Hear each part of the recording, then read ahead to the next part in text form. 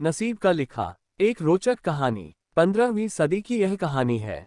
किसी एक गांव में बहुत ज्ञानी पंडित रहा करता था। पंडित आजू बाजू के सारे ही गांव में बहुत प्रख्यात था और इसी वजह से धनवान भी। पंडित का परिवार ज्यादा बड़ा नहीं था।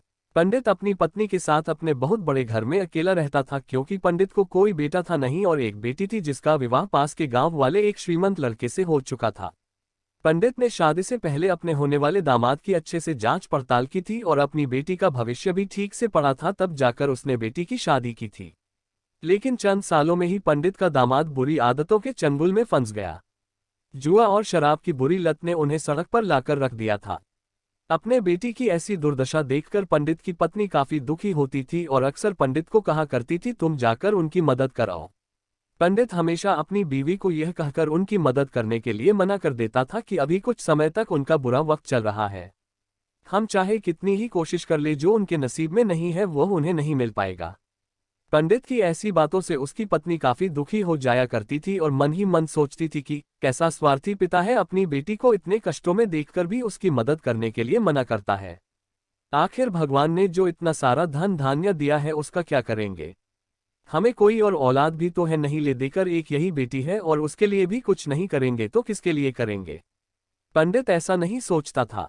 ऐसा नहीं है कि पंडित अपनी पुत्री से प्रेम नहीं करता था, लेकिन उसने अपनी पुत्री की कुंडली इतने अच्छे से पढ़ी थी और वह यह पहले से ही जानता था कि वह चाहे किसी भी लड़के से शादी करती, लेकिन उसके जीवन में यह समय आने वाला ही था और बिना इसे भुगते उसको छुटकारा नहीं मिलने वाला था। एक दिन खाने पीने के लिए भी मोहताज हो चुके पंडित के बेटी और दामाद उसके घर पर आए। पंडित ने और उसकी बीवी ने दोनों का खूब आदर सत्कार किया और खूब अच्छा खाना खिलाया। बेटी और दामाद की पंडित से सहायता मांगने की हिम्मत ना हुई, इसलिए वह बिना बोले ही वापस अपने घर को लौटने लगे। लेकिन माँ तो माँ होती है, पंडिताइन से रहा नहीं गया और बिना पंडित की इजाजत के उसने चोरी छुपे बूंदी के लड्डू बनाकर उसमें सोने के सिक्के रख दिए और बेटी और दामाद को दे दिए, ताकि बेटी और दामाद की कुछ आर्थिक सहायता हो सके। पंडिताइन यह भी जान गई थी कि बेटी और दामाद शर्म के मारे उनसे मदद नहीं मांग रहे थे, इसलिए उसने बेटी और दामाद को भी लड्डुओं में छिपे सिक्कों के बारे में कुछ नहीं बताया। जाहिर सी बात है कि जब वो लोग घर पर जाकर लड्डू खाएंगे तो उन्हें उसमें सोने के सिक्के मिल जाएंगे, इस तरह बिना उनके मांगे ही उन तक मदद पहुंच जाएगी। सोचकर पंडिताइन मन ही मन अपने बेटी की मदद करने के लिए खुश होने लगी। पंडित के दामाद और बेटी उन दोनों का आशीर्वाद लेकर अपने घर के तरफ रवाना हो गए। उन दिनों गाड़ियां तो होती नहीं थी, घोड़ा गाड़ी या बैल गाड़ियां चलती थी। पैसे ना होते तो और चीजों की लेन देन से भी व्यवहार होता था।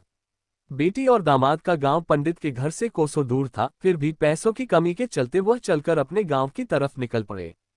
थोड़े दूर ही चले थे कि पंडित की बेटी के पैर में मोच आ गई और अब उसको चलना भी मुश्किल हो गया। पंडित के दामाद ने जब देखा कि उसकी बीवी अब बिल्कुल चलने में सक्षम नहीं है तो उसने एक टांगा अपने घर तक किराए पर ले लिया। दोनों पति पत्नी टांगे में बैठकर घर तक पहुंच गए, लेकिन टांगे वाले को देने के लिए उनके पास पैसे थे नहीं, इसलिए पंडिताइन ने जो बूंदी के लड्डू उन्हें दिए थे वही किराया के तौर पर उस टांगे वाले को दे दिए।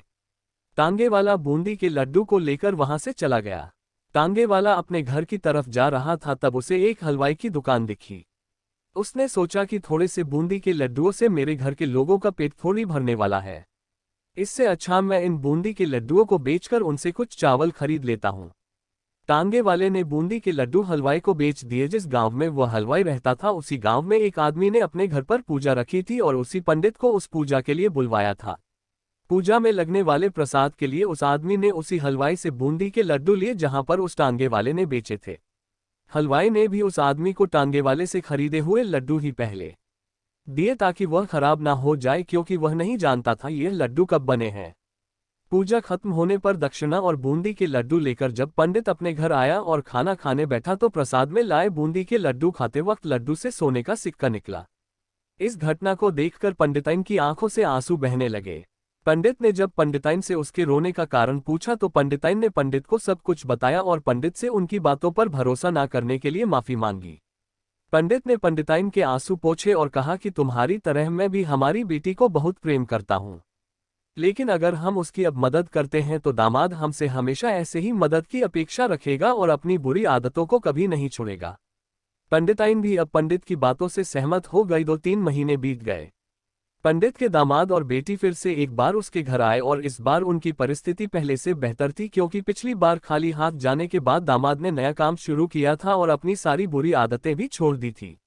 दोस्तों, नसीब का लिखा नहीं बदलता। यह कहानी आपको कैसी लगी? क्या आप भी नसीब पर भरोसा रखते हैं या फिर आप उन लोगों में से हैं जो अपना नसीब खुद अपने हाथों से लिखना चाहते हैं?